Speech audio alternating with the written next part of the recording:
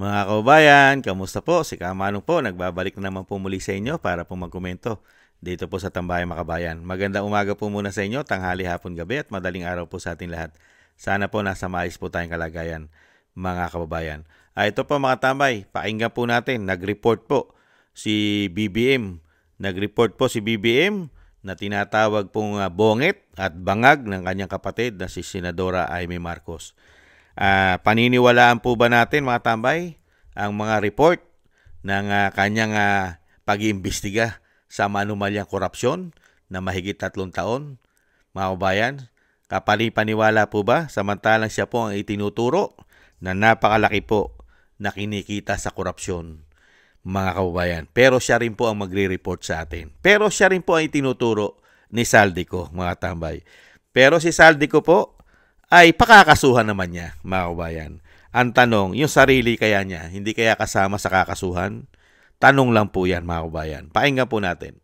Magandang araw po sa inyo lahat.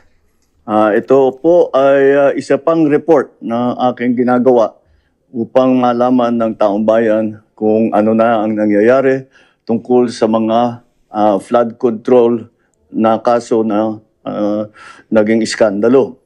At paano kung ano ang mga ating nagawa upang mapanagot ang mga may kagagawan nito.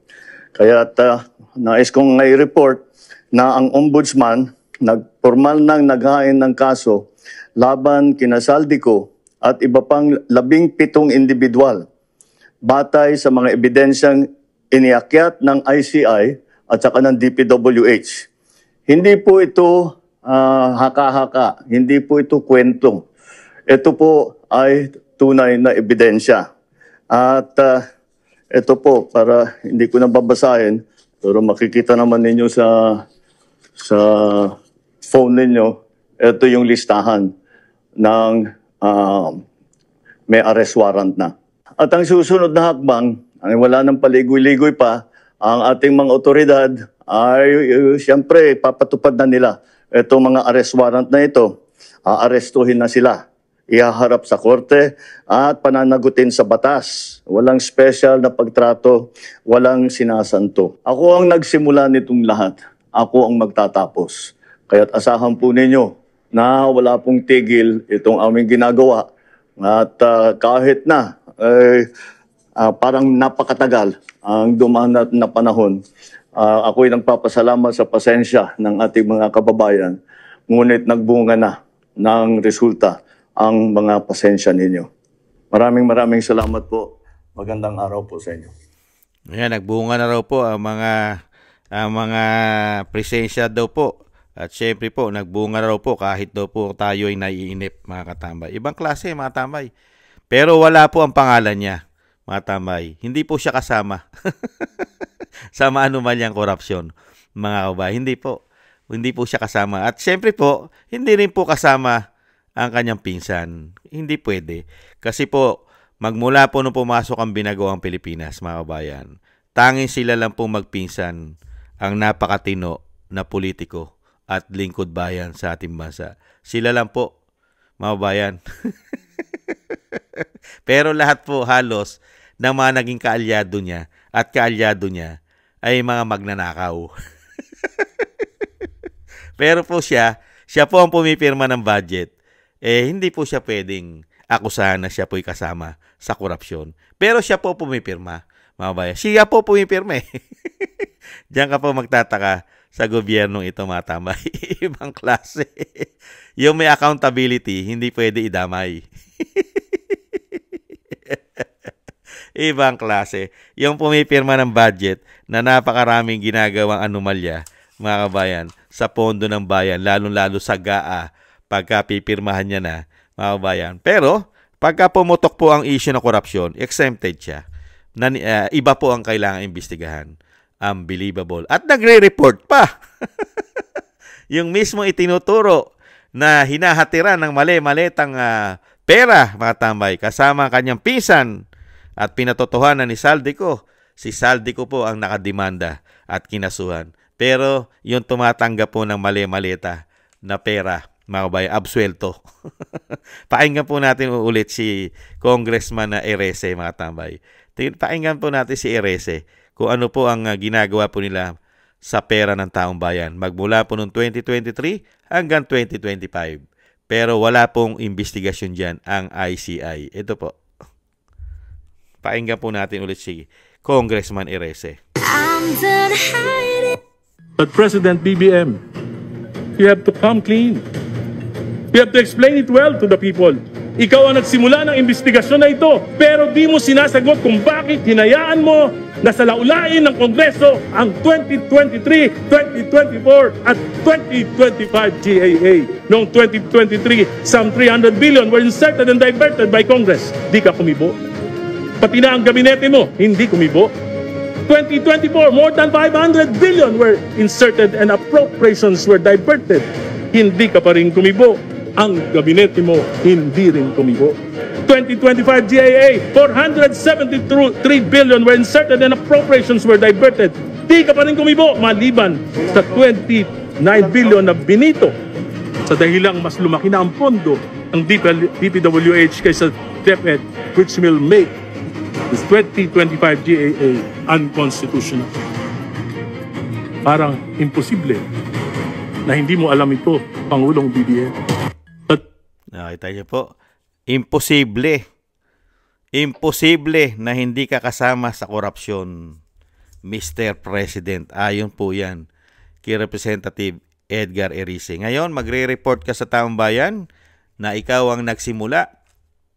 Tama. Pagka tinanong mo taong bayan, tama yung sinabi mo, ikaw ang nagsimula ng korupsyon umano. Yan po ang tamang sasagot ng taong bayan. Tama, Mr. President, kayo po ang nagsimula ng korupsyon. Hindi po ba? Kayo po ang pumipirma ng budget eh. Kayo po ang pumipirma. At nakakalusot po dahil pinipirmahan nyo ang napakaraming daan-daang bilyon. Di po ba? Flood control pa lang yan. Pinipirmahan nyo rin yan. Lalo-lalo ang budget ng DPWH. Hindi po ba? Kaya nga sinasabi po, moro-moro na lang. Sarsuela. Sarsuela. Moro-moro. Inililigtas ang ulo. Kaya nga po na ililigtas niya po ang ulo nila umano ng kanyang pinsan. Dahil sila po ang nasa kapangyarihan. Di ba? Pwede pa nilang pagtakpan. Pwede pa nilang i-divert. Hindi po ba? Pero pagka ang Vice President Sara Duterte na po naging Pangulo ng bansa, sa tingin nyo hindi po maimbestigahan yung magpinsan. Sila po ang leader. Yung isa leader sa House of Representatives ng 19th Congress. At yung isa Commander-in-Chief. Hindi ba? At napakarami pong iimbestigahan sa iyo, Mr. President. Napakarami po. Una-una yung issue ng iyong issue na binibintang sa iyo ng kapatid mo na tinatawag kang bonget, bangag, at napakatagal mo na raw gumagamit ng pulburon. Iimbestigahan ni Vice President yan. Baka kuhanan ka ng buhok kasama ang buong pamilya mo. Hindi kaya? At pangalawa, yung ginawa mo sa PhilHealth. Napakarami na anomalya sa PhilHealth. Meron ka pang ginto. Di ba? Lalo-lalo yung mga ginawa mo sa GAA. Di ba? May Maharlika Investment Fund ka pa. Di po ba? May GSIS ka pa, may SSS, may PDIC. Di ba? May issue pa rin sa Lotto. Hindi po ba? Lalo-lalo yung ginawa mo sa dating Pangulo. Kaya nga ikaw ang nag-umpisa eh. Lahat ng nangyaring problema sa bansa, tama yung sinabi mo, Mr. President. Ikaw ang nag-umpisa. At ikaw rin ka mo tatapos. Tama rin. Kasi sa bandang huli, ikaw naman ang matatapos umano. Pagka naging presidente po ang Vice President Sara Duterte, tama, matatapos ka. Pagka ang presidente na ang Vice President, matatapos na lahat ang problema ng taong bayan na puro po pinagtatakpan po ninyo umano. Mabubuksan po kasi lahat yung mga ginagawa nyo pagtatakip. Hindi kaya? Yan po mga kabayan. At katanggap-tanggap po ba sa inyo, mga kabayan, ang report at yung ipinagmamalaki po na siya raw po ang nag-umpisa at siya rin daw po ang magtatapos. Ang ipinagmamalaki po ni BBM na tinatawag pong bongit at bangag ng kanyang kapatid na si Senadora Amy Marcos. Unbelievable. Nakita niyo po, yung nag-iimbestiga ng korupsyon ay siya rin po ang itinuturo na utak ng korupsyon. Pero siya po nagpapaimbestiga. At yung nag-iimbestiga rin po ng korupsyon at nagpapaimbestiga ng korupsyon ay siya rin po ay yung tinatawag na bongit at bangag ng kanyang kapatid. Unbelievable! Only in the Philippines. Kaya lang po nangyayari ito, lagi ko po sinasabi, dahil po ang ating mga men in uniform generals ay nananatili pong bangag umano, bongit umano sa pagkakatulog. Mahimbing na mahimbing. Naging bulag at pipi at bingi na po sila umano. Samantalang kay Erap, wetting lang ang issue, gising na gising po silang lahat. Pero ngayon, napakarami na pong issue. Corruption. Itinuturo pa mismo yung Commander-in-Chief ni Saldico. At itinuturo na mismo nung mismong kapatid na gumagamit siya ng pulburon. Pero wala pong naririnig dyan at nakikita ang mga general ng PNP at ng AFP. Unbelievable. Hindi po ba? Yan po mga tambay. Paniniwalaan niyo po ba ang report ni Bongit at ni Bangag na sinasabi ni Amy? Unbelievable. Maraming salamat po mga tambay sa nagusto po natin Tambayang Makabayan sa YouTube at TikTok. At ganoon din po sa ating mga subscribers at sa mga nagbibigay po ng tulong at biyaya. At sa mga nagko-comment, like, share, and subscribe. Maraming salamat po sa inyo. At syempre po yung dasal po natin mga kabayan na sana po mawakasan na po. Mawakasan na po ang mga kasamaan nila. Ang kademonyuhan po nilang ginagawa po sa ating bansa ay matapos na po mga kababayan. At ganoon din po ang dasal po natin sa ating pong buong sambayanan at sa ating mga sarili at sa pamilya Duterte na tayo pong lahat ay maingatan sa kapahamakan at madugtungan pa rin po ang buhay at kalakasan ng dating Pangulong Duterte at makalabas na po siya sa lalong mabilis. Maraming salamat po sa mga dasal mga kabayan. Ingat-ingat po tayo. Konting tiis na lang po mga kabayan. Paalam. Bye-bye.